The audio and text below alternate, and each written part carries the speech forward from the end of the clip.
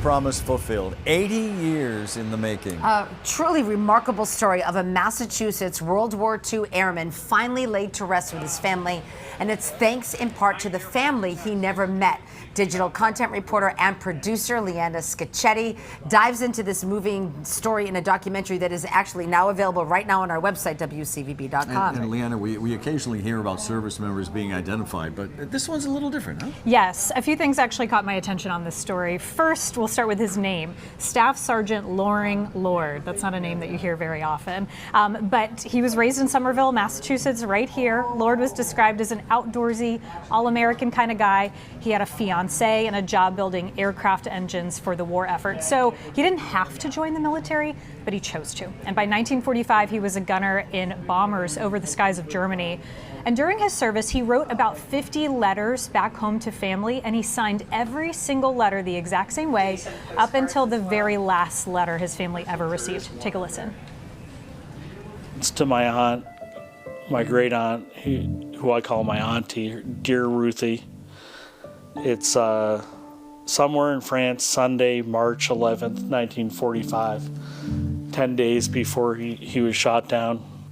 He says, "I know you are just about ready to wring my neck for not writing more often, but it is one of the trouble of having a brother who is bad at corresponding. Better luck in the future, perhaps." Well, Ruthie, enough for now, but we'll try and write again soon. Remember me to all, and once again, thanks loads for all your letters and everything. Loads of love, Lori. He signed all of his letters, remember me to all. And I think it was almost like a little bit of foreshadowing about what was going to happen to him. Wow. So that guy is retired Air Force Major Charles Axtell, who is the great nephew of Loring Lord, who spent more than a decade trying to uncover what happened to his great uncle after his plane was shot down over Germany.